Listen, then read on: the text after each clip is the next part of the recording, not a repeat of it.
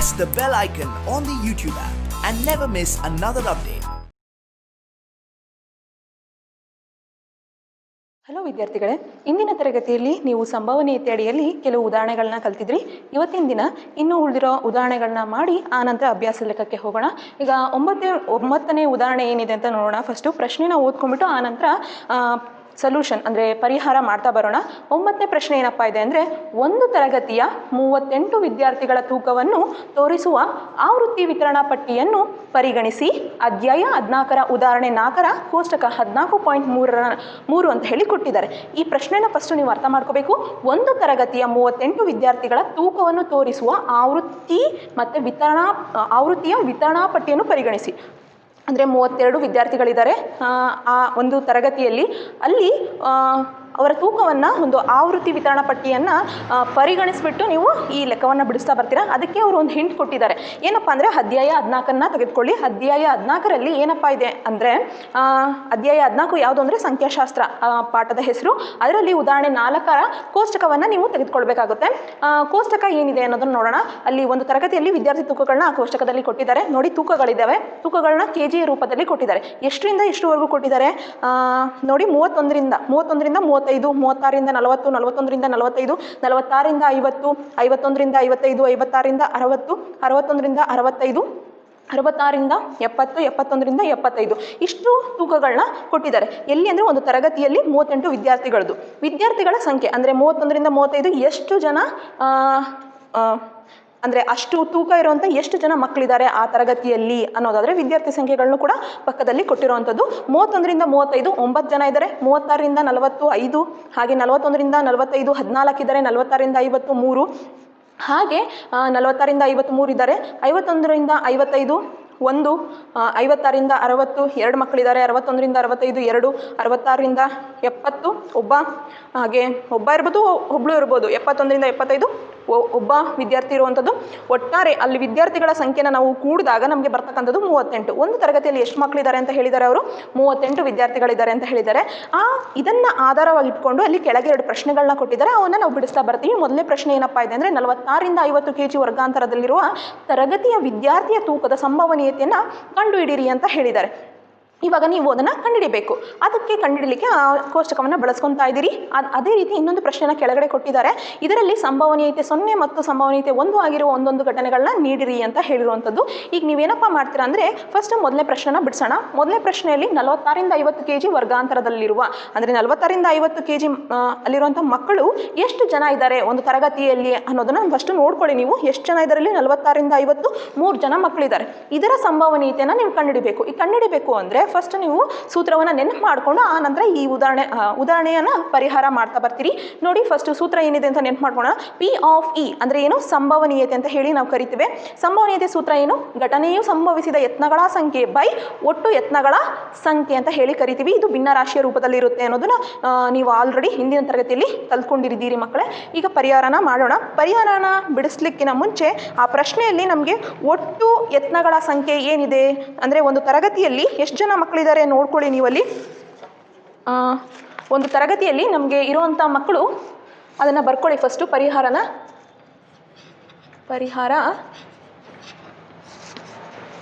ಏನಪ್ಪ ಬರುತ್ತೆ ಅಂದರೆ, ಒಂದು ತರಗತಿಯಲ್ಲಿ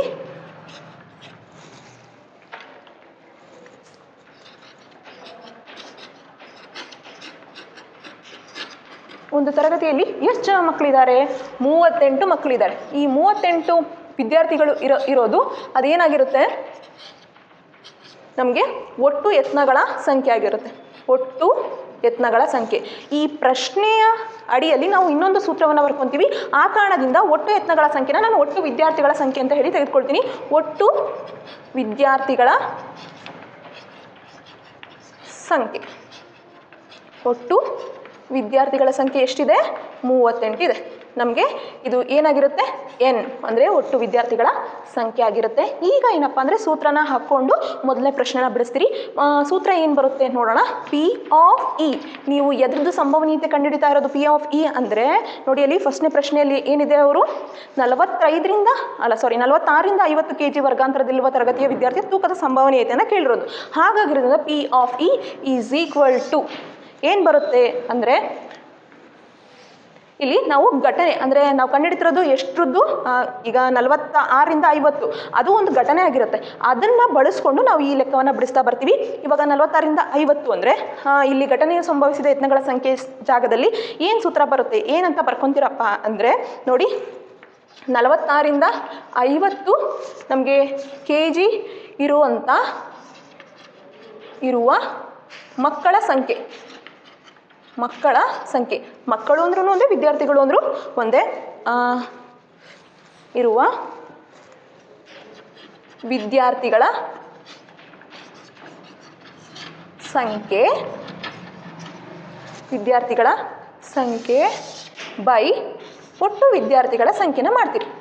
ಒಟ್ಟು ವಿದ್ಯಾರ್ಥಿಗಳ ಸಂಖ್ಯೆನ ಮಾಡ್ತೀರಿ. ಈಗ ನೋಡಿ, 46ರಿಂದ 50 kg ಇರುವ ವಿದ್ಯಾರ್ಥಿಗಳ ಸಂಖ್ಯೆ ಎಷ್ಟಿದೆ ಇಲ್ಲಿ ಕೆಳಗೆ ಬರೀತೀನಿ ನಿಮಗೆ. ನೋಡಿ, 46ರಿಂದ 50 ಅಲ್ಲಿ ಕೋಷ್ಟಕದಲ್ಲಿ ಎಷ್ಟು ವಿದ್ಯಾರ್ಥಿಗಳಿದಾರಪ್ಪ ಅಂದರೆ 3. ಅದನ್ನು ಇಲ್ಲಿ ಬರ್ಕೊಳ್ಳೋಣ. ಎಷ್ಟು ಮಕ್ಕಳಿದ್ದಾರೆ ಇಲ್ಲಿ ಕೋಷ್ಟಕದಲ್ಲಿ? 3 ಮಕ್ಕಳಿದ್ದಾರೆ, ಹೌದಲ್ವಾ? ಸೊ 46ರಿಂದ 50 ಇರುವಂಥ ಮಕ್ಕಳು 3 ಜನ ಇದ್ದಾರೆ. ನಮಗೆ ಒಟ್ಟು ವಿದ್ಯಾರ್ಥಿಗಳ ಸಂಖ್ಯೆ ಆ ತರಗತಿಯಲ್ಲಿ ಎಷ್ಟಿದೆ? 38 ಇದೆ. ಹಾಗಾಗಿರೋದ್ರಿಂದ 38 ಅಂತ ಹೇಳಿ ಬರ್ಕೊತೀನಿ. ಈಗ ನಾವೇನಪ್ಪ ಮಾಡ್ತೀವಿ ಅಂದರೆ 46ರಿಂದ 50 kg ಇರುವ ವಿದ್ಯಾರ್ಥಿಗಳ ಸಂಖ್ಯೆ ಬೈ ಒಟ್ಟು ವಿದ್ಯಾರ್ಥಿಗಳ ಸಂಖ್ಯೆಯನ್ನು ತೆಗೆದುಕೊಂಡು ನಾವು ಬಿಡಿಸಿದಾಗ ಬರ್ತಕ್ಕಂಥ ಉತ್ತರ ಈ ಮೊದಲನೇ ಪ್ರಶ್ನೆಯ ಉತ್ತರ ಆಗಿರುತ್ತೆ. ಮೊದಲನೇ ಪ್ರಶ್ನೆ ಏನು? 46ರಿಂದ 50 kg ವರ್ಗಾಂತರದಲ್ಲಿರುವ ತರಗತಿಯ ವಿದ್ಯಾರ್ಥಿಗಳ ತೂಕದ ಸಂಭವನೀಯತೆಯನ್ನು ಕಂಡುಹಿಡಿಯಿರಿ ಅಂತ ಹೇಳಿದರೆ, ಹಾಗಾಗಿ ಇದರಿಂದ ಸಂಭವನೀಯತೆ ಈ ರೂಪದಲ್ಲಿ ಬರುತ್ತೆ. ಇದನ್ನು ನಾವು ಏನು ಮಾಡ್ತೀವಿ? 38ರಿಂದ 3 ಭಾಗಿಸೋಣ. ಫಸ್ಟ್ 38ರಿಂದ 3 ಭಾಗಿಸಿದಾಗ ನಮಗೆ ಬರ್ತಕ್ಕಂಥದ್ದು ಏನು ಇಲ್ಲಿ ನಿಮಗೆ ಸೈಡಿಗೆ ಮಾಡಿ ತೋರಿಸ್ತೀನಿ. ನೋಡಿ, 38ನ್ನು ಇದರಿಂದ ಭಾಗಿಸ್ತೀರಿ, 3ರಿಂದ ಭಾಗಿಸ್ತೀರಿ. 3ರಿಂದ ಭಾಗಿಸ್ತೀರಾ ಅಂದರೆ ಇವಾಗ 38ಕ್ಕಿಂತ 3 ತುಂಬ ಚಿಕ್ಕದಾಗಿದೆ. ಹಾಗಾಗಿರೋದ್ರಿಂದ ಏನಪ್ಪ ಮಾಡ್ತೀರಾ ಅಂದರೆ 0ನ ಇಲ್ಲಿ 0 ಪಾಯಿಂಟ್ ಅಂದರೆ ಪಾಯಿಂಟ್ನ ಕಟ್ಕೊತೀರಿ. ಆ ಪಾಯಿಂಟ್ನ ಕಟ್ಟಿರೋದ್ರಿಂದ ಇಲ್ಲಿ 0 ಬರುತ್ತೆ ಮಕ್ಕಳೇ.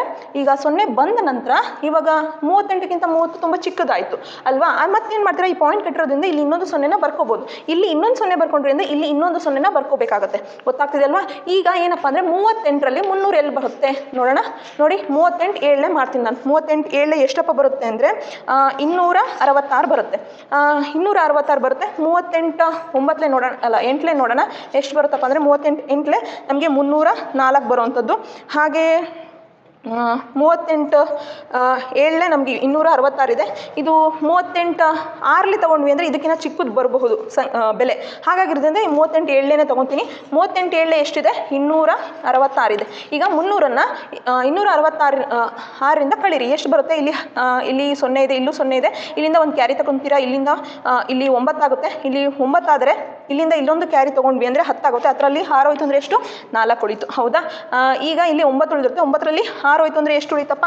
6 ಉಳಿತು ಅಂದರೆ 6 ಹೋಯ್ತು ಅಂದರೆ ನಮಗೆ ಉಳಿತಕ್ಕಂಥದ್ದು 3 ಉಳಿಯುತ್ತೆ. ಯಾಕಂದರೆ ಇಲ್ಲಿ 9 ಇರುತ್ತೆ. 9ರಲ್ಲಿ 6 ಹೋಯ್ತು ಅಂದರೆ 3 ಅಲ್ವಾ? ಸೊ ಇಲ್ಲಿ ಒಂದು ಕ್ಯಾರಿ ತೆಗೆದುಕೊಂಡಿರೋದ್ರಿಂದ ಇಲ್ಲಿ 2 ಉಳಿದಿರುತ್ತೆ. 2ರಲ್ಲಿ 2 ಹೋಯ್ತು ಅಂದರೆ 0 ಬರುತ್ತೆ. ಈಗೇನಪ್ಪ ಅಂದರೆ ಪಾಯಿಂಟ್ ಕಟ್ಕೊಂಡಿರೋದ್ರಿಂದ ಇಲ್ಲಿ ಇನ್ನೊಂದು 0ನ ಬರ್ಕೋಬೋದು. ಇವಾಗ 38ಕ್ಕಿಂತ 34 ಕಮ್ಮಿ ಆಗೋದ್ರಿಂದ ನಾವೇನು ಮಾಡ್ತೀವಿ? 0ನ ಬರ್ಕೊತೀವಿ. ಈಗ ನಂತರ ಏನಪ್ಪ ಮಾಡ್ತೀರಾ ಅಂದರೆ ಈಗ 38ರ ಮಗ್ಗಿಯಲ್ಲಿ 340 ಎಲ್ಲಿ ಬರುತ್ತಪ್ಪ ಅಂದರೆ ನೋಡಿ, 38 8ಲೆ 304 ಇದೆ, ಹೌದಾ? ಈಗ ನೋಡೋಣ 38 9ಲೆ ಎಷ್ಟು ಬರಬಹುದು? 38 9ಲೆ ಎಷ್ಟು ಬರ್ಬೋದು ನೋಡೋಣ. 38 9ಲೆ 342 ಬರುತ್ತೆ. 38 9ಲೆ. ಸೊ ನಮಗೆ 340ಕ್ಕಿಂತ 342 ಜಾಸ್ತಿ ಆಯಿತು 38 9ಲೆ ಮಾಡಿದಾಗ. ಇವಾಗ ಏನಪ್ಪ ಅಂದರೆ ನಮಗೆ ಸೂಕ್ತವಾಗಿರೋದು 38 8ಲೆ ತೊಗೊಳ್ಳೋಣ. 38 ಇಂಟು 8 ಮಾಡಿದಾಗ ನಮಗೆ ಬರ್ತಕ್ಕಂಥದ್ದು ಎಷ್ಟು? 304 ಆಗಿರುತ್ತೆ. ಸೊ ಇವಾಗ 340ರಿಂದ 304ನ್ನು ಕಳೀರಿ. 10ರಲ್ಲಿ ಇಲ್ಲಿಂದ ಒಂದು ಕ್ಯಾರಿ ತೊಗೊತೀರಾ. 10ರಲ್ಲಿ 4 ಹೋಯ್ತು ಅಂದರೆ ಎಷ್ಟು? 6 ಉಳಿಯುತ್ತೆ, ಹೌದಾ? ಈಗ ಇಲ್ಲಿ 3 ಉಳಿದಿರುತ್ತೆ. 3ನ್ನು ಬರ್ಕೊತೀರಿ. 36 ಆಯಿತು. 3ರಲ್ಲಿ 3 ಹೋಯ್ತು ಅಂದರೆ ಎಷ್ಟು? 0 ಬಂತು. 0 ಬಂತಾ?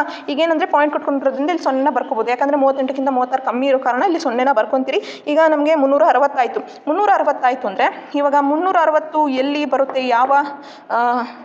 ಯಾವ ಸಂಖ್ಯೆಯಿಂದ 38ನ್ನು ಗುಣಿಸಿದರೆ ನಮಗೆ ಬರ್ತಕ್ಕಂಥದ್ದು ಅಂದರೆ ನಾನು ಎಷ್ಟರಿಂದ ಗುಣಿಸ್ತೀನಪ್ಪ ಅಂದರೆ 38 9ಲೆ ಮಾಡ್ತೀನಿ. 38 9ಲೆ ಮಾಡಿದಾಗ ನಮಗೆ ಬರ್ತಕ್ಕಂಥದ್ದು 342 ಬರುತ್ತೆ. ನೋಡಿ, 38 ಹತ್ತಲೇ ಮಾಡಿದ್ರೆ ಎಷ್ಟು 380 ಆಗಿಬಿಡುತ್ತೆ. ನಮಗೆ ಬೇಕಾಗಿರೋದು ಎಷ್ಟು 360ಕ್ಕೆ ಅಂದರೆ ಹತ್ತಿರ ಇರುವಂಥ ಸಂಖ್ಯೆ ಬೇಕಾಗಿರೋದು. ಅದಕ್ಕೆ ನಾನು ಏನು ಮಾಡ್ತಿದ್ದೀನಿ 38 9 ಮಾಡ್ಕೊತಾ ಇದ್ದೀನಿ. ಇವಾಗ ಏನಪ್ಪ ಅಂದರೆ 360ಅಲ್ಲಿ 342 ಹೋಯ್ತು ಅಂದರೆ 10ರಲ್ಲಿ 2 ಹೋಯ್ತು ಅಂದರೆ ಎಷ್ಟು ಬರುತ್ತೆ 8 ಬರುತ್ತೆ. ಹೌದಾ, ಇಲ್ಲಿ ಯಾಕಂದರೆ ಇಲ್ಲಿಂದ ಒಂದು ಕ್ಯಾರಿ ತೊಗೊಂಡಿರ್ತೀವಿ, ಇಲ್ಲಿ 5 ಉಳಿದುತ್ತೆ, 5ರಲ್ಲಿ 4 ಹೋಯ್ತು ಅಂದರೆ 1 ಉಳಿಯುತ್ತೆ. ಪಾಯಿಂಟ್ ಕೊಟ್ಕೊಂಡಿರೋದು 0 ಬರ್ಕೋಬೋದು. ಇದು ಇದೇ ರೀತಿ ಕಂಟಿನ್ಯೂ ಆಗ್ತಾ ಹೋಗುತ್ತೆ, ಅಂದರೆ ಮುಂದೆ ಸಂಖ್ಯೆಗಳು ಬರ್ತಾ ಹೋಗುತ್ತೆ.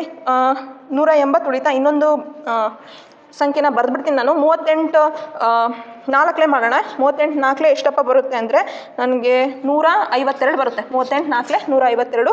ನಮಗೆ ಉಳಿತಕ್ಕಂಥದ್ದು ಎಷ್ಟಪ್ಪ ಅಂದರೆ 280 ಬರುತ್ತೆ. ಇಲ್ಲಿ 280 ಅಂದರೆ ನೋಡಿ 10ರಲ್ಲಿ 2 ಹೋಯ್ತು ಅಂದರೆ 8.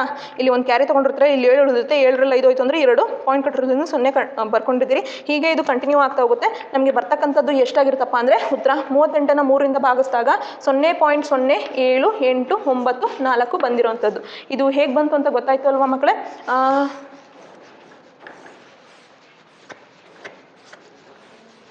ಈಗ ನೋಡಿ, ನಿಮ್ಮ ಪುಸ್ತಕದಲ್ಲಿ ಅವರು ಬೇರೆ ಉತ್ತರವನ್ನು ಕೊಟ್ಟಿದ್ದಾರೆ. ಅದು ಹೇಗೆ ಬಂತು ಅನ್ನೋದನ್ನು ನಿಮಗೆ ಹೇಳ್ತೀನಿ ಉದಾಹರಣೆಯಲ್ಲಿ ಬಿಡಿಸಿದಾಗ. ನೋಡಿ, ಇಲ್ಲಿ ನಾವು ಒಂದು ನಿಖರವಾದ ಬೆಲೆನ ಅಂದರೆ ನಿರ್ದಿಷ್ಟವಾದ ಬೆಲೆನ ಇಲ್ಲಿ ಇಡಬೇಕು ಅಂದರೆ ಏನಪ್ಪ ಮಾಡ್ತೀವಿ ಅಂದರೆ ನೋಡಿ 0.0 ಇಲ್ಲಿ ನಾನು ಯಾವುದಾದ್ರೂ 3 ಬೆಲೆನ ತೆಗೆದುಕೊಳ್ತೀನಿ. 7 8 9 ಈ 3 ಬೆಲೆನ ತೆಗೆದುಕೊಳ್ತೀನಿ. ನಾನು ಒಂದು ಎಕ್ಸಾಕ್ಟ್ ಅಂದರೆ ನಿಖರವಾದ ಬೆಲೆನ ಇಡಲಿಕ್ಕೆ ಏನಪ್ಪ ಮಾಡ್ತೀನಿ ಅಂದರೆ ಇಲ್ಲಿ 5ಕ್ಕಿಂತ ಯಾವುದಾದ್ರೂ ಸಂಖ್ಯೆ ಜಾಸ್ತಿ ಇದೆ ನೋಡಿ, ಇವೆರಡು ಸಂಖ್ಯೆನ ತೆಗೆದುಕೊಳ್ತೀನಿ. ಇದಾದ ನಂತರ ಇಲ್ಲಿ 9 ಇದೆ. 5ಕ್ಕಿಂತ ಜಾಸ್ತಿ ಇರೋದ್ರಿಂದ ಇದು ಏನಪ್ಪ ಮಾಡ್ತೀನಿ ಅಂದರೆ ಹಿಂದಿನ ಸಂಖ್ಯೆಗೆ ಇವಾಗ ನಾವು ಒಂದು ನಿರ್ದಿಷ್ಟ ಬೆಲೆನ ಇಲ್ಲಿ ಇಡಬೇಕಾಗುತ್ತೆ. ಇಡಬೇಕಂದ್ರೆ ಯಾವುದಾದ್ರೂ 2 ಅಥವಾ 3 ಸಂಖ್ಯೆನ ಇಲ್ಲಿ ಇಡಬಹುದು. ಇಟ್ಟರೆ ನಾವು ಅಲ್ಲಿ ಅದು ಇಷ್ಟೇ ಬೆಲೆ ಅನ್ನೋದನ್ನು ಸೂಚಿಸುತ್ತೆ. ಅದಕ್ಕೆ ಏನಪ್ಪ ಮಾಡ್ತೀನಿ ಅಂದರೆ ಇದು ತುಂಬ ಕಂಟಿನ್ಯೂ ಆಗ್ತಾ ಇದೆ, ಮುಂದೆ ಬರ್ತಾ ಹೋಗ್ತಾ ಇದೆ. ಈಗ ಏನಪ್ಪ ಮಾಡ್ತೀನಿ 2 ಸಂಖ್ಯೆ ಆದಮೇಲೆ 5ಕ್ಕಿಂತ ಜಾಸ್ತಿ ಇರೋ ಈ 9ನ್ನು ಏನಪ್ಪ ಮಾಡ್ತೀನಿ ಅಂದರೆ ಇದರಿಂದ ಒಂದು ಬೆಲೆನ ಅಂದರೆ ಒಂದು ಸಂಖ್ಯೆನ ಹಿಂದಕ್ಕೆ ಹಾಕ್ತೀನಿ. ಆಗ ಎಷ್ಟಾಗುತ್ತಪ್ಪ ಅಂದರೆ ಇದು 9 ಆಗುತ್ತೆ. 8 ಇದ್ದಿದ್ದು 9 ಆಯಿತು. ಹೌದಾ? ಸೊ ಇದು ಏನನ್ನ ಸೂಚಿಸುತ್ತೆ? ಮುಂದೆ ಬರುವಂಥ ಸಂಖ್ಯೆಗಳನ್ನ ಬಿಟ್ಟು ಇದು ನಿರ್ದಿಷ್ಟ ಬೆಲೆನ ಸೂಚಿಸುತ್ತೆ. ಅಂದರೆ P ಆಫ್ E ಇದರ ಸಂಭವನೀಯತೆ ಎಷ್ಟು ಬಂತು? 0.079 ಅನ್ನೋದು ಆಗಿರುತ್ತೆ. ಇದು ಮೊದಲನೇ ಪ್ರಶ್ನೆಯ ಉತ್ತರ. ಈಗ ಎರಡನೇ ಪ್ರಶ್ನೆ ಏನು ಕೊಟ್ಟಿದ್ದಾರೆ ಅದನ್ನು ಹೇಗೆ ಬಿಡಿಸೋದು ಅಂತ ನೋಡೋಣ. ನೋಡಿ ಮಕ್ಕಳಲ್ಲಿ ಅವರು ಕೇಳಿರೋದೇನು, ಇದರಲ್ಲಿ ಸಂಭವನೀಯತೆ 0 ಬರಬೇಕು ಮತ್ತು 1 ಬರಬೇಕು ಸಂಭವನೀಯತೆ. ಆದರೂ ಒಂದೊಂದು ಘಟನೆನ ನೀಡ್ರಿ ಅಂತ ಹೇಳಿರೋದು. ಈಗ ಘಟನೆನ ನಾವು ಕೊಡಬೇಕಾಗಿರೋದು ಅಂದರೆ ಅವರು ಸಂಭವನೀಯತೆಯನ್ನು ಕೇಳ್ತಿಲ್ಲ, ಸಂಭವನೀಯತೆ ಬರಬೇಕು 0 ಬರಬೇಕು ಅಥವಾ 1 ಬರಬೇಕು ಅಂದರೆ ನಾವು ಯಾವುದಾದ್ರೂ ಒಂದು ಘಟನೆ ಅಲ್ಲಿ ಕೊಡಬೇಕಾಗುತ್ತೆ. ನೋಡಿ ಆ ಕೋಷ್ಟಕನ ನೀವು ಗಮನಿಸಬೇಕು. ಕೋಷ್ಟಕದಲ್ಲಿ ನಮಗೆ 31ರಿಂದ ಕೊನೆಯದಾಗಿ 75ರವರೆಗೂ ಅವರು ತೂಕಗಳನ್ನ ಕೊಟ್ಟಿದ್ದಾರೆ, ಮಕ್ಕಳ ತೂಕಗಳನ್ನ.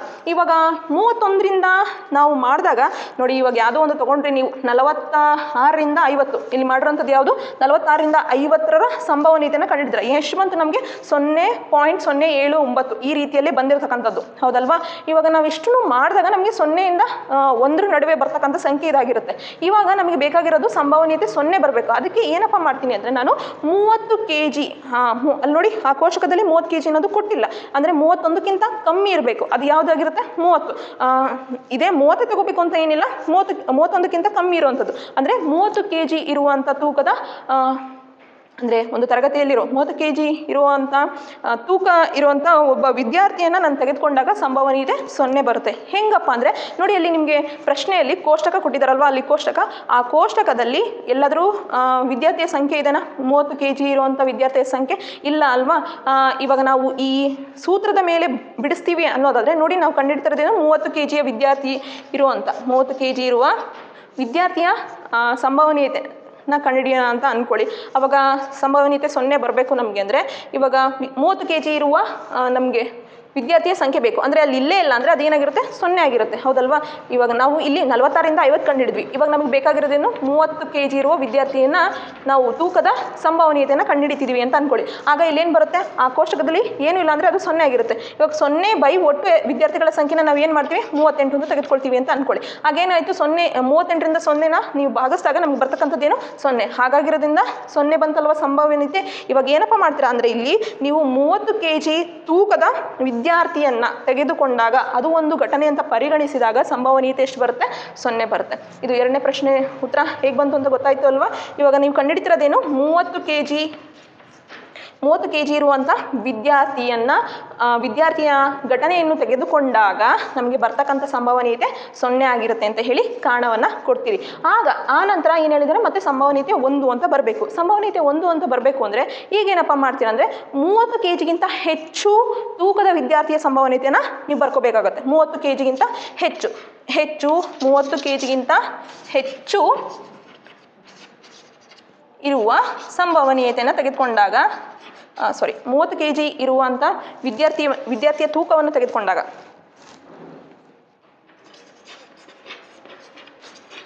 ವಿದ್ಯಾರ್ಥಿಯ ತೂಕವನ್ನು ತೆಗೆದುಕೊಂಡ್ರಿ ಅಂತ ಅಂದ್ಕೊಳ್ಳಿ. ತೂಕವನ್ನು ತೆಗೆದುಕೊಂಡಾಗ ಅಲ್ಲಿ ನಾನು ಇವಾಗ 38 ಅಂದರೆ ಒಟ್ಟು ವಿದ್ಯಾರ್ಥಿಗಳ ಸಂಖ್ಯೆನ ತೆಗೆದುಕೊಳ್ತೀನಿ. ಹೇಗಪ್ಪ ಅಂದರೆ ಹೇಳ್ತೀನಿ ನೋಡಿ. ಈಗ ನಾವು ಬಿಡಿಸ್ತಾ ಇರೋದೇನಪ್ಪ ಅಂದರೆ 0 ಸಂಭವನೀಯತೆ 1 ಬರಬೇಕು. ಅದಕ್ಕೆ ಏನು ಮಾಡ್ತೀನಿ ಅಂದರೆ 30 kgಗಿಂತ ಹೆಚ್ಚು ವಿದ್ಯಾರ್ಥಿಯ ತೂಕವನ್ನು ತೆಗೆದುಕೊಳ್ತೀನಿ. ಇವಾಗ ಇದು ಒಂದು ಘಟನೆ 30 kgಗಿಂತ ಹೆಚ್ಚು. ಅಲ್ಲಿ ನಮಗೆ ಒಟ್ಟಾರೆ ವಿದ್ಯಾರ್ಥಿಗಳು ಎಷ್ಟಿದ್ದಾರೆ 38 ಇದ್ದಾರೆ. ಅಂದರೆ 30 kgಗಿಂತ ಹೆಚ್ಚು ಅಂದರೆ ಅಷ್ಟು ವಿದ್ಯಾರ್ಥಿಗಳು ಬಂದರು. ಅಲ್ಲಿ ಆ ಅಷ್ಟು ವಿದ್ಯಾರ್ಥಿಗಳ ಸಂಖ್ಯೆ ಎಷ್ಟಿದೆ ಅಂದರೆ ವಿದ್ಯಾರ್ಥಿಗಳ ಒಟ್ಟಾರೆ ಇರ್ತಕ್ಕಂಥ ಸಂಖ್ಯೆ ಎಷ್ಟಿದೆ 38 ಇದೆ. ಆ ಕಾರಣದಿಂದಾಗಿ ನಾನು ಈ ಸೂತ್ರಕ್ಕೆ ಬರಿತೀನಿ ಅಂತ ಅಂದ್ಕೊಳ್ಳಿ. ಏನಂತ ಬರ್ಕೋಬೋದು ನಾವು ಇಲ್ಲಿ ಅಂದರೆ 46 ರಿಂದ 50 ಅಂದರೆ ಇಲ್ಲಿ ಒಟ್ಟಾರೆ ಇರ್ತಕ್ಕಂಥ ವಿದ್ಯಾರ್ಥಿಗಳ ಸಂಖ್ಯೆ ಎಷ್ಟಾಗುತ್ತಪ್ಪ ಅಂದರೆ 38 ಇದೆ. ಹೌದಾ? ಆಮೇಲೆ ಒಟ್ಟು ವಿದ್ಯಾರ್ಥಿಗಳ ಸಂಖ್ಯೆ ಏನಾಗುತ್ತೆ 38 ಇದೆ. ಯಾಕಪ್ಪ ಅಂದರೆ ನೋಡಿ ನಾವಲ್ಲಿ 30 kgಗಿಂತ ಹೆಚ್ಚು ವಿದ್ಯಾರ್ಥಿಗಳ ತೂಕವನ್ನು ತೆಗೆದುಕೊಂಡಾಗ ಅಂದರೆ 30 kg ಅಂದರೆ ನಮಗೆ ಅಲ್ಲಿ ಕೋಷ್ಟಕದಲ್ಲಿ 31 ರಿಂದ 75 ಇದೆ. ಅಂದರೆ 30 kgಗಿಂತ ಜಾಸ್ತಿ ಅವರಷ್ಟು ಬಂದರು. ಆ ಅಷ್ಟು ಬಂದಿರೋ ಮಕ್ಕಳ ವಿದ್ಯಾರ್ಥಿಯ ಸಂಖ್ಯೆಯನ್ನು ತೆಗೆದುಕೊಂಡಾಗ ಅಂದರೆ 38 ಅಂತ ತೆಗೆದುಕೊಂಡಾಗ ನಮಗೆ ಸಂಭವನೀಯತೆ ಏನಾಯಿತು 38 ಒಂದಲೇ 1 38 ಒಂದಲೇ 1 ಸಂಭವನೀಯತೆ 1 ಬಂತ. ಹೇಗೆ ಬಂತು ಅಂತ ಗೊತ್ತಾಯ್ತಲ್ವ? ಅವ್ರು ಕೇಳಿರೋದೇನು ಜಸ್ಟ್ ಘಟನೆನ ಕೊಡ್ರಿ ಅಂತ. ಈಗ ಎರಡನೇ ಪ್ರಶ್ನೆಯಲ್ಲಿ ನೀವು ಏನಂತ ಹೇಳ್ತೀರಾ ಅಂದರೆ 30 kg ಇರುವಂಥ ವಿದ್ಯಾರ್ಥಿಯ ಘಟನೆಯನ್ನು ತೆಗೆದುಕೊಂಡಾಗ ಸಂಭವನೀಯತೆ 0 ಬರುತ್ತೆ ಅಂತ ಹೇಳಿ ಬರಿತೀರಿ. ಹಾಗೆ 30 kgಗಿಂತ ಹೆಚ್ಚು ಇರುವಂಥ ವಿದ್ಯಾರ್ಥಿಯ ತೂಕವನ್ನು ತೆಗೆದುಕೊಂಡಾಗ ಸಂಭವನೀಯತೆ 1 ಬರುತ್ತೆ ಅಂತ ಹೇಳಿ ಬರೆಯುವಂಥದ್ದು. ಇದು ಅರ್ಥ ಆಯಿತು ಅಂತ ಅಂದ್ಕೊಳ್ತೀನಿ.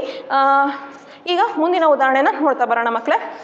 ಸೂತ್ರವನ್ನು ಸರಿಯಾಗಿ ಕಲ್ತಿದ್ರಿ ಅಂದರೆ ನೀವು ಸುಲಭವಾಗಿ ಬಿಡಿಸ್ತಾ ಬರ್ತೀರಿ.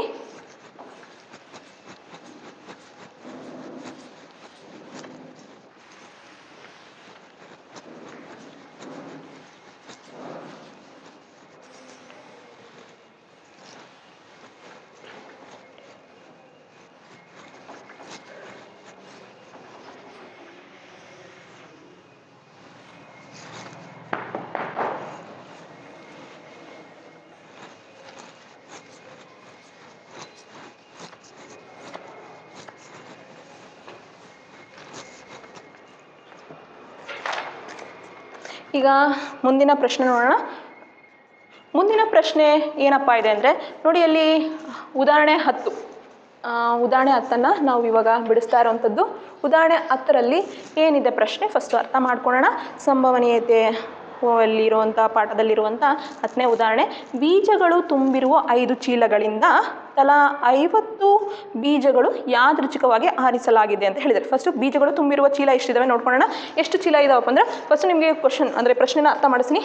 1 2 3 4 5 ಈ 5 ಚೀಲಗಳಿದ್ದಾವೆ.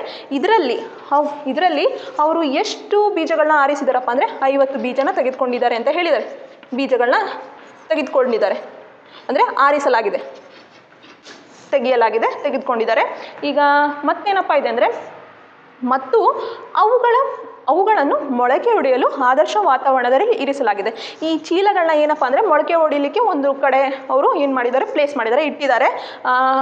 ಅಂತ ಯಾವುದೋ ಒಂದು ವಾತಾವರಣದಲ್ಲಿ ಇಟ್ಟಾಗ ಅಲ್ಲಿ ಏನಾಗುತ್ತೆ ಅಂದರೆ 20 ದಿನಗಳು ಆಗುತ್ತೆ. ಇವಾಗ ಏನು ಮಾಡ್ತಾರಪ್ಪ ಅಂದರೆ ಒಂದು ರೂಮಲ್ಲಿ ಇಡ್ತಾರೆ ಅಂತ ಅಂದ್ಕೊಳ್ಳಿ. ಈಗ ಅದು ಮೊಳಕೆ ಹೊಡಿಬೇಕು. ಇವಾಗ ಮೊಳಕೆ ಹೊಡಿಲಿಕ್ಕೆ ಈ 5 ಚೀಲಗಳನ್ನ ಇಟ್ಟಿದ್ದಾರೆ. ಇದರಲ್ಲಿ ಏನಪ್ಪ ಅಂದರೆ ಅವರು 20 ದಿನಗಳನ್ನ ಬಿಡ್ತಾರೆ. 20 ದಿನಗಳನ್ನ ಬಿಡ್ತಾರೆ ಅಂದರೆ ಈ ಚೀಲಗಳನ್ನ ಒಂದು ಕಡೆ ಇಟ್ಟು ಮೊಳಕೆ ಹೊಡೆಯೋಕ್ಕೆ ಬಿಟ್ಟು ಒಂದು ಕಡೆ ಇಡ್ತಾರೆ. ಅಲ್ಲಿ ಏನಾಗಿರುತ್ತೆ ಮೊಳಕೆ ಹೊಡಿಲಿಕ್ಕೆ ಬಿಟ್ಟಾಗ ಪ್ರತಿ ಚೀಲದ ಬೀಜಗಳ ಸಂಖ್ಯೆಯನ್ನು ಲೆಕ್ಕಿಸಿ ಕೆಳಗಿನಂತೆ ದಾಖಲಿಸಲಾಗಿದೆ. ನೋಡಿ ಮೊಳಕೆ ಹೊಡೆಯೋಕ್ಕೆ ಬಿಟ್ಟಿರ್ತಾರಲ್ಲ 20 ದಿನ ಮೊಳಕೆ ಹೊಡೆದಿರ್ತವೆ. ಅದನ್ನು ಏನಪ್ಪ ಅಂದರೆ ಕೋಷ್ಟಕ ರೂಪದಲ್ಲಿ ಕೊಟ್ಟಿದ್ದಾರೆ. ನೋಡಿ ಅಲ್ಲಿ ಕೋಷ್ಟಕ ರೂಪದಲ್ಲಿ ನಿಮಗೆ ಸ್ಕ್ರೀನಲ್ಲಿ ಕಾಣಿಸ್ತಾ ಇದೆ. ಚೀಲ ಒಂದನೇ ಚೀಲದಲ್ಲಿ ಎಷ್ಟು ಮೊಳಕೆ ಹೊಡೆದಿದ್ದಾವಪ್ಪ ಅಂದರೆ 40 ಬೀಜಗಳು ಮೊಳಕೆ ಹೊಡೆದ ಬೀಜಗಳ ಸಂಖ್ಯೆನ ಕೊಟ್ಟಿದ್ದಾರೆ ಮತ್ತು ಚೀಲ ಕೊಟ್ಟಿದ್ದಾರೆ. ಒಂದನೇ ಚೀಲದಲ್ಲಿ 40 ಬೀಜಗಳಿದ್ದಾವೆ, ಎರಡನೇ ಚೀಲದಲ್ಲಿ 48, ಮೂರನೇ ಚೀಲದಲ್ಲಿ 42, ನಾಲ್ಕನೇ ಚೀಲದಲ್ಲಿ 39, ಹಾಗೆ 5ನೇ ಚೀಲದಲ್ಲಿ 41 ಬೀಜಗಳು ಮೊಳಕೆ ಹೊಡೆದಿದ್ದಾವೆ ಅಂತ ಹೇಳಿದ್ದಾರೆ. ಅದನ್ನು ಕೋಷ್ಟಕ ರೂಪದಲ್ಲಿ ಕೊಟ್ಟಿರುವಂಥದ್ದು. ಈಗ ನಂತರ ಏನಪ್ಪ ಅಂದರೆ ಕೆಳಗಿನಂತೆ ಮೊಳಕೆ ಹೊಡೆದ ಬೀಜಗಳ ಸಂಭವನೀಯತೆಯನ್ನು ಕಂಡುಹಿಡಿಯಿರಿ ಅಂತ ಹೇಳಿದ್ದಾರೆ. ಅಂದರೆ ಕೆಳಗೆ ಒಂದಿಷ್ಟು ಪ್ರಶ್ನೆಗಳನ್ನ ಕೊಟ್ಟಿದ್ದಾರೆ. ಆ ಪ್ರಶ್ನೆಗಳ ಮೇಲೆ ಆಧಾರದ ಮೇಲೆ ನೀವೇನು ಮಾಡ್ತಾ ಬರ್ತೀರಿ, ಇದರ ಸಂಭವನೀಯತೆಯನ್ನು ಕಂಡುಹಿಡಿತಾ ಬರ್ತೀರಿ. ಮೊದಲನೇ ಪ್ರಶ್ನೆ ಏನಪ್ಪ ಇದೆ ಅಂದರೆ ಒಂದು ಚೀಲದಲ್ಲಿ 40ಗಿಂತ ಹೆಚ್ಚು ಬೀಜಗಳ ಸಂಭವನೀಯತೆ ಕಂಡುಹಿಡಬೇಕು. ಎರಡನೇ ಪ್ರಶ್ನೆಯಲ್ಲಿ ಒಂದು ಚೀಲದಲ್ಲಿ 49 ಬೀಜಗಳ ಸಂಭವನೀಯತೆಯನ್ನು ಕಂಡುಹಿಡಬೇಕು. ಇನ್ನೊಂದು ಮೂರನೇ ಪ್ರಶ್ನೆಯಲ್ಲಿ ಒಂದು ಚೀಲದಲ್ಲಿ 35ಕ್ಕಿಂತ ಹೆಚ್ಚು ಬೀಜಗಳ ಅಂದರೆ ಹೆಚ್ಚು ಬೀಜಗಳು ಮೊಳಕೆ ಹೊಡೆದಿರ್ತಾವಲ್ಲ ಅದರ ಸಂಭವನೀಯತೆಯನ್ನು ನೀವು ಕಂಡುಹಿಡಬೇಕಾಗುತ್ತೆ. ಇವಾಗ ಪ್ರಶ್ನೆ ಅರ್ಥ ಆಯಿತು ಅಂತ ಅಂದ್ಕೊಳ್ತೀನಿ. ಇವಾಗ ಅದರ ಪರಿಹಾರನ ನೋಡ್ತಾ ಬರೋಣ. ಪರಿಹಾರ ಏನು ಬರುತ್ತಪ್ಪ ಅಂತ ಹೇಳಿ ನಿಮಗೆ ಗೊತ್ತಾಯ್ತಲ್ವಾ? ಪ್ರಶ್ನೆ ಅರ್ಥ ಆಯಿತು ಅಂತ ಅಂದ್ಕೊಳ್ತೀನಿ.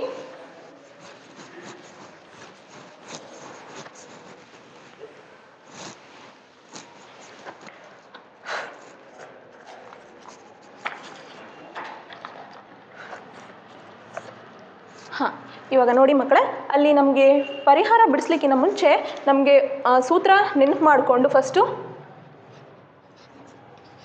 ಏನು ಬರುತ್ತೆ, ಸಂಭವನೀಯತೆಯನ್ನು ಕಂಡುಹಿಡಿಯಬೇಕು ಅಂದರೆ ಸೂತ್ರ P of E is equal to ಘಟನೆಯು ಸಂಭವಿಸಿದ ಯತ್ನಗಳ ಸಂಖ್ಯೆ ಬೈ ಒಟ್ಟು ಯತ್ನಗಳ ಸಂಖ್ಯೆ ಬರುತ್ತೆ. ಹೌದಲ್ವಾ? ಇವಾಗ ಇದರ ಸೂತ್ರದ ಮೇಲೆ ಫಸ್ಟ್ ನಾವು ಗಿವನ್ ಅಂದರೆ ಪರಿಹಾರ ಬಿಡಿಸ್ಬೇಕಾದ್ರೆ ದತ್ತವನ್ನು ಬರ್ಕೋಬೇಕಾಗುತ್ತೆ. ಏನೇನೆಲ್ಲ ಸಿಗ್ಬೋದು ಆ ಪ್ರಶ್ನೆಯಲ್ಲಿ ಏನಂತಂದರೆ ನೋಡಿ, ಬೀಜಗಳು ತುಂಬಿರುವ 5 ಚೀಲಗಳಿದ್ದಾವೆ. 5 ಚೀಲಗಳು ಅನ್ನೋದು ಏನಾಗಿರುತ್ತೆ, ನಮಗೆ ಒಟ್ಟು ಯತ್ನಗಳ ಸಂಖ್ಯೆ ಆಗಿರುತ್ತೆ. ಅದನ್ನು ಒಟ್ಟು ಚೀಲಗಳ ಸಂಖ್ಯೆ ಅಂತ ಹೇಳಿ ತೆಗೆದುಕೊಳ್ಳೋಣ. ಒಟ್ಟು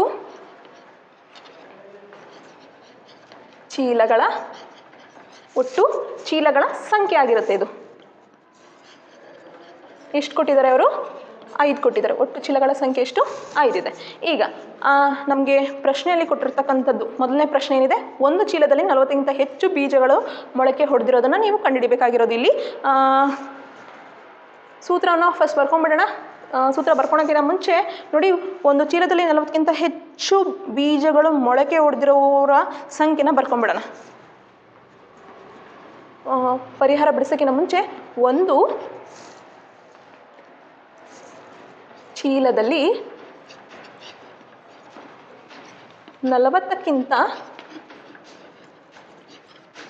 ಹೆಚ್ಚು ಮೊಳಕೆ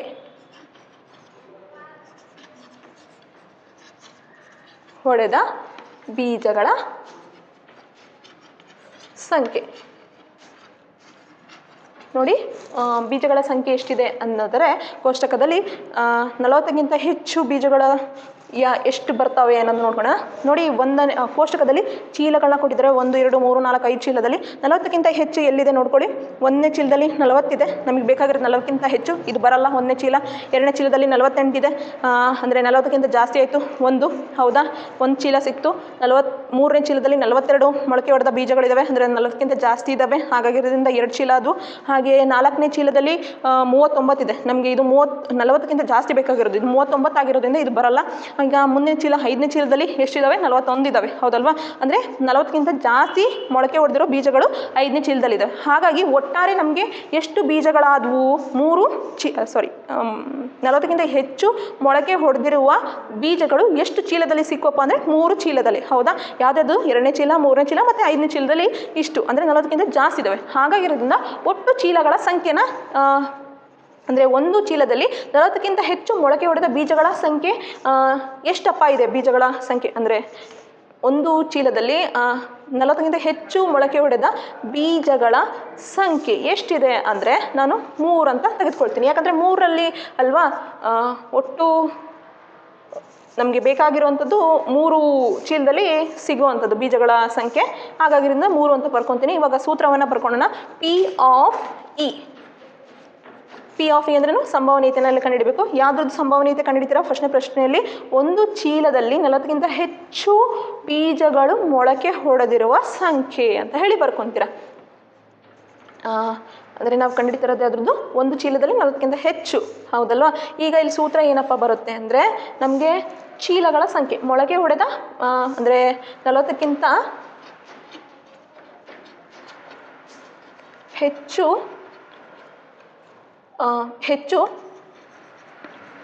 ಮೊಳಕೆ ಹೊಡೆದ ಚೀಲಗಳ ಸಂಖ್ಯೆ ತಗೊತೀರಾ.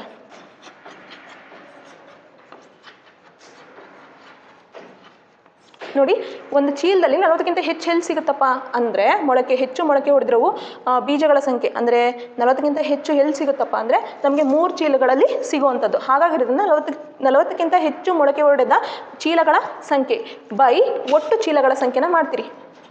ಒಟ್ಟು ಚೀಲಗಳ ಸಂಖ್ಯೆ ಮಾಡಿದಾಗ ನಮಗೆ ಬರ್ತಕ್ಕಂಥದ್ದು ಯಾವುದ್ರದ್ದು ಸಂಭವನೀಯತೆ ಆಗಿರುತ್ತೆ, ಒಂದು ಚೀಲದಲ್ಲಿ 40ಕ್ಕಿಂತ ಹೆಚ್ಚು ಬೀಜಗಳನ್ನು ಹೊಂದಿರತಕ್ಕಂಥ ಮೊಳಕೆ ಹೊಡೆದ ಬೀಜಗಳ ಸಂಭವನೀಯತೆ ಆಗಿರುತ್ತೆ. ಇವಾಗ ಇಲ್ಲಿ ಏನು ಬರೀತೀರ ಅಂದರೆ 3 ಬರೀತೀರ, ಯಾಕಂದರೆ 40ಕ್ಕಿಂತ ಹೆಚ್ಚು ಮೊಳಕೆ ಹೊಡೆದ ಚೀಲಗಳ ಸಂಖ್ಯೆ ಎಷ್ಟು ಸಿಕ್ಕಿದೆ? 3 ಸಿಕ್ಕಿದ್ದಾವೆ, ಹೌದಾ? ಹಾಗೆ ಒಟ್ಟು ಚೀಲಗಳ ಸಂಖ್ಯೆ ಎಷ್ಟಿದೆ? ನಮಗೆ 5 ಇದೆ, ಹೌದಾ? ಇವಾಗ 5ಅನ್ನು 3ರಿಂದ ಭಾಗಿಸಿ. ನೋಡಿ 5ರಲ್ಲಿ 3 ಬರಲ್ಲ, ಏನು ಮಾಡ್ತೀರಾ? 0 ಪಾಯಿಂಟ್ ಕಟ್ಟಿ ಇಲ್ಲಿ 0 ಬರ್ಕೊತೀರಾ. 5 6 30 ಬಂತಲ್ವಾ? ಎಷ್ಟು ಬಂತು? 0.6. ಇದು ಯಾವುದ್ರದ್ದು ಸಂಭವನೀಯತೆ? ಒಂದನೇ ಪ್ರಶ್ನೆ ಅಂದರೆ ಒಂದು ಚೀಲದಲ್ಲಿ 40ಕ್ಕಿಂತ ಹೆಚ್ಚು ಮೊಳಕೆ ಹೊಡೆದಿರುವ ಬೀಜಗಳ ಸಂಭವನೀಯತೆ 0.6 ಆಗಿರುತ್ತೆ. ಗೊತ್ತಾಯ್ತಲ್ವಾ? ಅದೇ ರೀತಿ ಎರಡನೇ ಪ್ರಶ್ನೆನ ಬಿಡಿಸ್ತಾ ಬರೋಣ. ಎರಡನೇ ಪ್ರಶ್ನೆಯಲ್ಲಿ ಏನು ಹೇಳಿದರೆ, ಒಂದು ಚೀಲದಲ್ಲಿ 40 ಬೀಜಗಳು ಇರುವಂಥದ್ದು. 40 ಬೀಜಗಳು ಅಂದರೆ ಇವಾಗ ನೋಡಿ ಅಲ್ಲಿ ಆ ಚೀಲದಲ್ಲಿ ಎಲ್ಲಾದರೂ 49 ಬೀಜ ಇರುವಂಥದ್ದು ಯಾವುದಾದ್ರೂ ಇದೆನಾ? 40 ಇದೆ ಒಂದನೇ ಚೀಲದಲ್ಲಿ, 48 ಇದೆ ಎರಡನೇ ಚೀಲದಲ್ಲಿ, ಮೂರನೇ ಚೀಲದಲ್ಲಿ 42 ಇದೆ, ನಾಲ್ಕನೇ ಚೀಲದಲ್ಲಿ 39 ಇದೆ, ಐದನೇ ಚೀಲದಲ್ಲಿ 41 ಇದೆ. ಅಂದರೆ 49 ಮೊಳಕೆ ಹೊಡೆದ ಬೀಜಗಳು ಯಾವ ಚೀಲದಲ್ಲೂ ಇಲ್ಲ. ಹಾಗಾಗಿರೋದ್ರಿಂದ ಏನಾಗ ತೆಗೆದುಕೊಳ್ತೀರಾ? ಸಂಭವನೀಯತೆ ಏನಾಗಿರಬಹುದು? 0 ಆಗಿರುತ್ತೆ. ನೋಡಿ ಅಲ್ಲಿ ಇಲ್ಲೇ ಇಲ್ಲ ಅಂದರೆ ಏನಂತ ಬರ್ಕೋಬೋದು? P of E is equal to ಅಲ್ಲಿ 49 ಬೀಜ ಹೊಂದಿರುವ ಚೀಲ ಇಲ್ಲೇ ಇಲ್ಲ, ಹಾಗಾಗಿರೋದು 49 ಏನು ಬೀಜಗಳ 49 ಬೀಜಗಳು ಹೊಂದಿರುವ ಚೀಲಗಳ ಸಂಖ್ಯೆ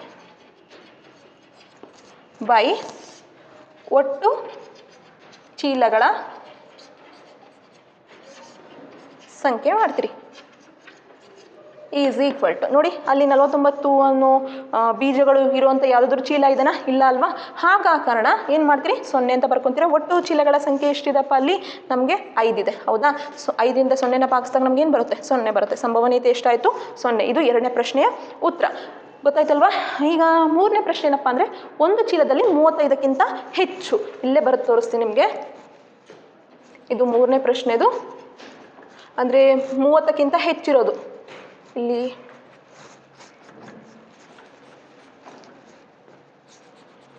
ಸೂತ್ರ ಏನಾಗುತ್ತೆ? 30ಕ್ಕಿಂತ ಹೆಚ್ಚು ಇರುವಂಥದ್ದನ್ನು ನಾವು ಇಲ್ಲಿ ಮಾಡಬೇಕಾಗುತ್ತೆ.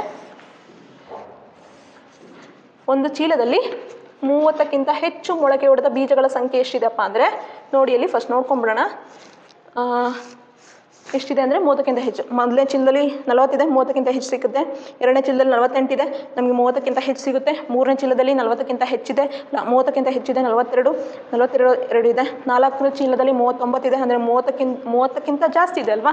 ಐದನೇ ಚೀಲದಲ್ಲಿ 41, ಅಂದರೆ ಒಟ್ಟು ಚೀಲಗಳ ಸಂಖ್ಯೆ ಎಷ್ಟಾಯಿತು? 30ಕ್ಕಿಂತ ಹೆಚ್ಚಿರುವಂಥ ಚೀಲಗಳ ಸಂಖ್ಯೆ 5 ಆಯಿತು, ಹೌದಾ? ಈಗೇನಪ್ಪ ಮಾಡ್ತೀರಾ ಅಂದರೆ ನೋಡಿ, ಸೂತ್ರನ ಆ ಪ್ರಶ್ನೆಗೆ ತಕ್ಕಂತೆ ಬದಲಾಯಿಸ್ಕೊತೀರಾ. P of E is equal to ಅಲ್ಲಿ ಘಟನೆಯು ಸಂಭವಿಸಿದ ಯತ್ನಗಳ ಸಂಖ್ಯೆ ಜಾಗದಲ್ಲಿ 30ಕ್ಕಿಂತ ಹೆಚ್ಚು ಮೊಳಕೆ ಹೊಡೆದ ಚೀಲಗಳ ಸಂಖ್ಯೆ ಬರುತ್ತೆ. 30ಕ್ಕಿಂತ ಹೆಚ್ಚು ಮೊಳಕೆ ಹೊಡೆದ ಬೀಜಗಳ ಸಂಖ್ಯೆ ಬೈ ಒಟ್ಟು ಚೀಲಗಳ ಸಂಖ್ಯೆ. ಓಕೆ, ಇವಾಗ ನಮಗೆ ಎಷ್ಟು ಚೀಲಗಳ ಇದ್ದಾವೆ ಇಲ್ಲಿ ನೋಡ್ಕೊಳ್ಳಿ. 5 ಚೀಲಗಳು ಸಿಕ್ಕಿದೆ, ಹೌದಾ? ನಮಗೆ ಒಟ್ಟು ಚೀಲಗಳ ಸಂಖ್ಯೆ ಎಷ್ಟಿದೆ? 5 ಇದೆ, ಹೌದಾ? 5 ಒಂದಲೇ ಎಷ್ಟು ಬಂತು? 1 ಬಂತು. ಸಂಭವನೀಯತೆ 1 ಬರುವಂಥದ್ದು. ಇಷ್ಟು ಗೊತ್ತಾಯಿತು ಅಲ್ವಾ? ಮೂರನೇ ಪ್ರಶ್ನೆಯ ಉತ್ತರ ಏನಾಗಿದೆ? ಒಂದು ಚೀಲದಲ್ಲಿ 35ಕ್ಕಿಂತ ಹೆಚ್ಚು ಮೊಳಕೆ ಹೊಡೆದ ಬೀಜಗಳನ್ನು ಹೊಂದಿರುವಂಥ ಸಂಭವನೀಯತೆ 1 ಆಗಿರುತ್ತೆ. ಇಷ್ಟು ಅರ್ಥ ಆಯಿತು ಅಂತ ಅಂದ್ಕೊಳ್ತೀನಿ. ಈಗ ಮುಂದಿನ ಪ್ರಶ್ನೆನ ಮಾಡ್ತಾ ಬರೋಣ. ಮುಂದಿನ ಪ್ರಶ್ನೆ ಏನಪ್ಪ ಅಂದರೆ, ಅಭ್ಯಾಸ ಲೆಕ್ಕಗಳಿದ್ದಾವೆ, ಅಭ್ಯಾಸ ಲೆಕ್ಕಗಳನ್ನ ಬಿಡಿಸ್ತಾ ಬರೋಣ. ಇಷ್ಟು ಅರ್ಥ ಆಯಿತು ಅಂತ ಅಂದ್ಕೊಳ್ತೀನಿ. ನೋಡಿ ಮಕ್ಕಳೇ, ನೀವು ಸೂತ್ರನ ಚೆನ್ನಾಗಿ ನೆನ್ಪಿಟ್ಕೊಂಡ್ರಿ ಅಂದರೆ ಪ್ರಶ್ನೆಯ ಆಧಾರದ ಮೇಲೆ ಸೂತ್ರವನ್ನು ನೀವು ಬರ್ಕೋಬೇಕಾಗುತ್ತೆ. ಪ್ರಶ್ನೆ ಚೆನ್ನಾಗಿ ಅರ್ಥ ಮಾಡ್ಕೊಂಡ್ರಿ ಅಂದರೆ ನೀವೇನು ಬಿಡಿಸ್ಬೇಕು ಅನ್ನೋದು ಗೊತ್ತಾಗುತ್ತೆ. ಆ ಆಧಾರದ ಮೇಲೆ ನೀವು ಪ್ರಶ್ನೆಯನ್ನು ಅರ್ಥ ಮಾಡಿಕೊಂಡದ ಮೇಲೆ ಸೂತ್ರವನ್ನು ಬರ್ಕೊಂಡು ಲೆಕ್ಕವನ್ನು ಈಸಿಯಾಗಿ ಬಿಡಿಸಬಹುದು.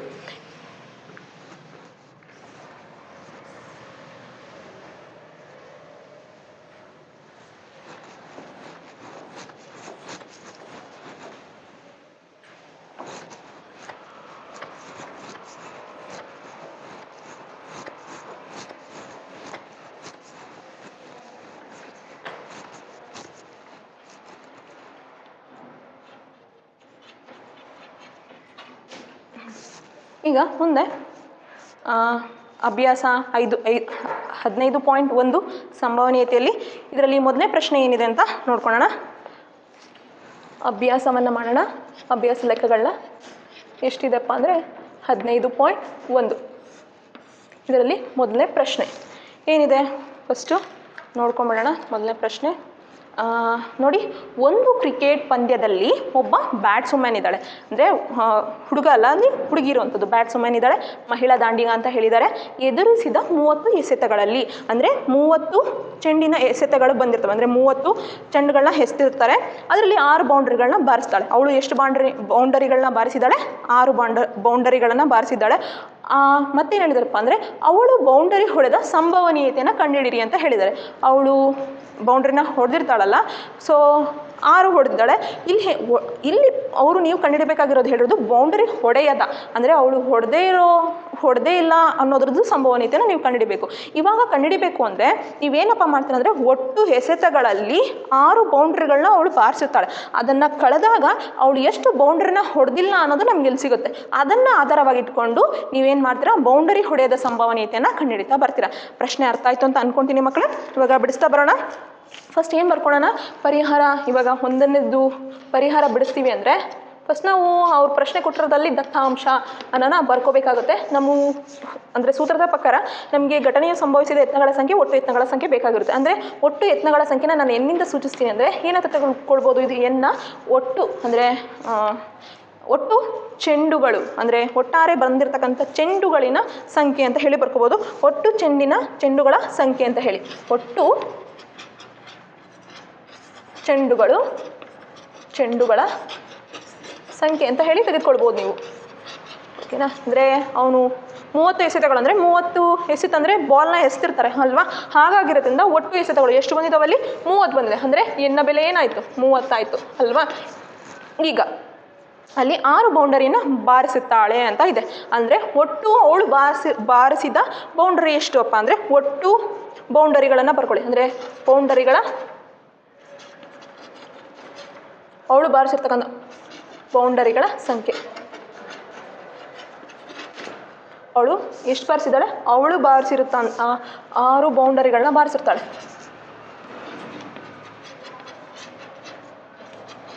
ಬಾರಿಸಿದ ಅಲ್ವಾ, ಅವಳು ಬಾರಿಸಿದ ಬೌಂಡರಿಗಳ ಸಂಖ್ಯೆ ಎಷ್ಟಿದೆ? 6 ಇದೆ. ಇವಾಗ ಏನಪ್ಪ ಮಾಡ್ತೀರಾ ಅಂದರೆ ನಾವು ಈ 30 ಅಂದರೆ ಚೆಂಡುಗಳನ್ನ ಎಸ್ತಿರ್ತಾರಲ್ಲ, ಅದರಲ್ಲಿ 6ಅನ್ನು ಕಳೆದಾಗ ನಮಗೆ ಇನ್ನು ಏನು ಸಿಗುತ್ತೆ? ಬೌಂಡರಿ ಹೊಡೆಯೋದು ಸಂಭವನೀಯತೆಯ ಸಂಖ್ಯೆ ಎಷ್ಟು ಅನ್ನೋದು ಸಿಗುತ್ತೆ. ಅರ್ಥ ಆಯಿತು ಅಲ್ವಾ? ಇನ್ನೊಂದ್ಸರಿ ಹೇಳ್ತೀನಿ ನೋಡಿ ಮಕ್ಕಳೇ. ನಮಗೆ ಒಟ್ಟು ಎಷ್ಟು ಚೆಂಡುಗಳನ್ನ ಎಸೆಯಲಾಗಿದೆ? 30 ಚೆಂಡುಗಳನ್ನ ಎಸೆಯಲಾಗಿದೆ. ಅದರಲ್ಲಿ ಅವಳು 6 ಬೌಂಡ್ರಿಗಳನ್ನ ಬಾರಿಸಿದ್ದಾಳೆ. ನಾವಿವಾಗ ಏನಪ್ಪ ಅಂದರೆ ಅವಳು ಬೌಂಡರಿಯನ್ನು ಹೊಡೆಯದ ಸಂಭವನೀಯತೆಯನ್ನು ಕಂಡುಹಿಡಿಬೇಕು. ಇವಾಗ ಏನಂತ ಬರ್ಕೋಬೋದು ನಾವಿಲ್ಲಿ ಅಂದರೆ ಅವಳು ಬೌಂಡರಿ ಹೊಡೆಯದ ಸಂಖ್ಯೆ ಕಂಡುಹಿಡ್ಕೋಬೇಕು ಫಸ್ಟು. ಅವಳು ಬೌಂಡರಿ ಹೊಡೆಯದ ಸಂಖ್ಯೆ. ಇವಾಗ ಅವಳು ಬೌಂಡರಿ ಹೊಡೆಯದ ಸಂಖ್ಯೆನ ಕಂಡುಹಿಡಿಬೇಕು ಅಂದರೆ ಏನು ಮಾಡ್ತೀರಾ ಅಂದರೆ ಅವಳು ಬಾರಿಸಿದ ಬೌಂಡರಿಗಳ ಸಂಖ್ಯೆನ ಒಟ್ಟು ಚೆಂಡುಗಳ ಸಂಖ್ಯೆಯಲ್ಲಿ ಕಳೆದಾಗ, ಇಲ್ಲಿ ಬರೆದ್ಬಿಡ್ತೀನಿ, ಒಟ್ಟು ಚೆಂಡುಗಳ ಸಂಖ್ಯೆ ಮೈನಸ್ ಅವಳು ಬಾರಿಸಿದ ಬೌಂಡರಿಗಳ ಸಂಖ್ಯೆ. ಅವಳು ಬಾರಿಸಿದ ಬೌಂಡರಿಗಳ ಸಂಖ್ಯೆನ ಮಾಡ್ತೀರಿ. ಅಂದರೆ ಎಷ್ಟು ಬಂತು ನೋಡಿ, ಅವಳು ಬೌಂಡರಿ ಹೊಡೆಯದ ಸಂಖ್ಯೆನ ನಾವು ಇಲ್ಲಿ ಕಂಡುಹಿಡಿಬೇಕಾಗಿರೋದು. ಫಸ್ಟ್ ಕಂಡುಹಿಡ್ಕೊಂಡು ಆ ನಂತರ ಸಂಭವನೀಯತೆಯನ್ನು ಕಂಡುಹಿಡಿತೀರ. ಒಟ್ಟು ಚೆಂಡುಗಳ ಸಂಖ್ಯೆ ಎಷ್ಟಿದೆ ನಮಗೆ ಅಲ್ಲಿ? 30 ಇದೆ, ಹೌದಾ? ಮೈನಸ್ ಎಷ್ಟು ಮಾಡ್ತೀರಿ? ಮೈನಸ್ ಅವಳು ಬಾರಿಸಿದ ಬೌಂಡರಿಗಳ ಸಂಖ್ಯೆ ಎಷ್ಟು ಸಿಕ್ಕಿದೆ ನಮಗೆ? 6 ಸಿಕ್ಕಿದೆ. ಅಂದರೆ 30ರಲ್ಲಿ 6 ಹೋಯ್ತು ಅಂದರೆ ಎಷ್ಟು ಬರುತ್ತೆ? 24 ಬರುತ್ತೆ, ಹೌದಲ್ವಾ? 24 ಅಂತ ಹೇಳಿ ಬರ್ಕೊಂಡ್ರಿ. ಈಗ ನಾವು ಕಂಡುಹಿಡಬೇಕಾಗಿರೋದೇನು? ಅವಳು ಬೌಂಡರಿ ಹೊಡೆಯದ ಸಂಭವನೀಯತೆನ ಕಂಡುಹಿಡಬೇಕು. ಇವಾಗ ನಮಗೆ ಸಂಖ್ಯೆ ಸಿಕ್ಕಿದೆ. ಹಾಗಾಗಿದ್ದರೆ ಇದು ಸೂತ್ರನ ಏನಂತ ತೆಗೆದುಕೊಳ್ತೀರಿ? ಇಲ್ಲಿ ಡೈರೆಕ್ಟಾಗಿ ನಾನು 24 ಅಂತ ಬರಿತೀನಿ ನೋಡಿ. ಇದು ಹೇಗೆ ಬಂತು ಅಂತ ಗೊತ್ತಾಯ್ತಲ್ವಾ? ಸೊ ಈಗ ನಾವಿವಾಗ ಕಂಡುಹಿಡಬೇಕಾಗಿರೋದೇನು? ಪಿ ಆಫ್ ಇ ಅಂದರೆ ಅವಳು ಬೌಂಡರಿ ಹೊಡೆಯದ ಸಂಭವನೀಯತೆಯನ್ನು ಕಂಡುಹಿಡಬೇಕು. ಅವಳು ಬೌಂಡರಿ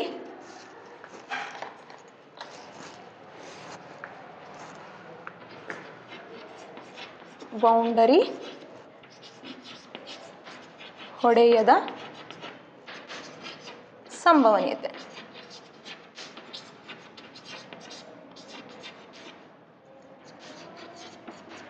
ಸಂಭವನೀಯತೆನ ಇಲ್ಲಿ ಕಂಡುಹಿಡಿಬೇಕಾಗಿರೋದು. ಈಗೇನಪ್ಪ ಮಾಡ್ತೀರಾ ಅಂದರೆ ನೋಡಿ,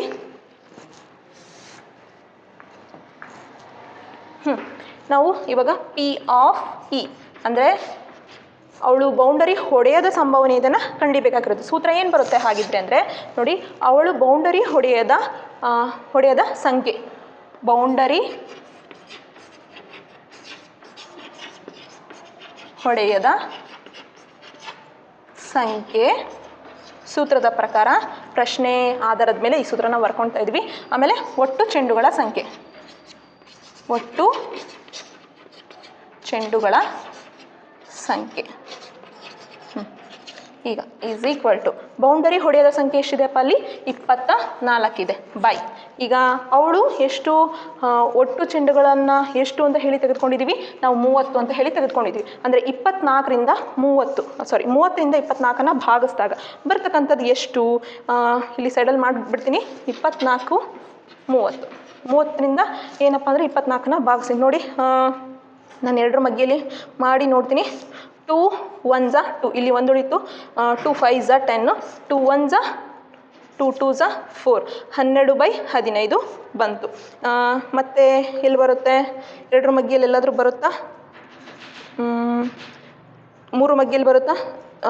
3 4s 12, 3 5s 15, ಎಷ್ಟು ಬಂತು 4/5. ಎಷ್ಟು ಬಂತು ಇದರ ಸಂಭವನೀಯತೆ? ಇನ್ನೂ ಸಿಂಪ್ಲಿಫೈ ಮಾಡಿ ಬರೆದಾಗ ನಮಗೆ 4/5 ಬರುತ್ತೆ. ಯಾವುದದ್ದು ಸಂಭವನೀಯತೆ ಆಗಿರುವಂಥದ್ದು? ಅವಳು ಚೆಂಡನ್ನು ಹೊಡೆಯೋದ್ರ ಸಂಭವನೀಯತೆನ ನೀವಿಲ್ಲಿ ಕಂಡುಹಿಡ್ದಾಗೆ ಆಯಿತು. ಇಷ್ಟು ಅರ್ಥ ಆಯಿತು ಅಂತ ಅಂದ್ಕೊಳ್ತೀನಿ ಮಕ್ಕಳೇ. ಮೊದಲನೇ ಪ್ರಶ್ನೆಯ ಸಂಭವನೀಯತೆನ ನೀವು ಈ ರೀತಿಯೇ ಬಿಡಿಸ್ತೀರಿ. ಇದ್ರ ಸೂತ್ರವನ್ನು ಚೆನ್ನಾಗಿ ಗೊತ್ತಿತ್ತು ಅಂದರೆ ನೀವು ಅರ್ಥ ಮಾಡ್ಕೊಂಡಿದ್ರಂದ್ರೆ ಪ್ರಶ್ನೆ ಆಧಾರದ ಮೇಲೆ ನೀವೊಂದು ಸೂತ್ರವನ್ನು ಬರ್ಕೊಂಡು ಏನು ಮಾಡ್ತೀರಾ, ಈ ಲೆಕ್ಕವನ್ನು ಬಿಡಿಸ್ತೀರಿ.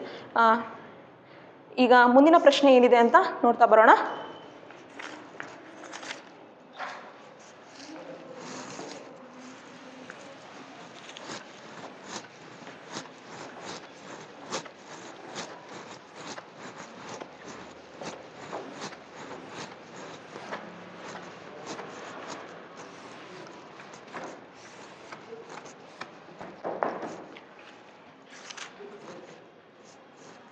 ಮುಂದಿನ ಪ್ರಶ್ನೆ ಏನಿದೆ ನೋಡಿ, ಇದನ್ನು ನೀವು ಮನೆಯಲ್ಲಿ ಮಾಡಿ ಫಸ್ಟು ಪ್ರಶ್ನೆನ ನಿಮ್ಗೆ ಅರ್ಥ ಮಾಡಿಸಿ ಹೇಳಿಬಿಟ್ಟು ಇದನ್ನು ನೀವು ಮನೆಯಲ್ಲಿ ಮಾಡಿ ನೋಡಿ.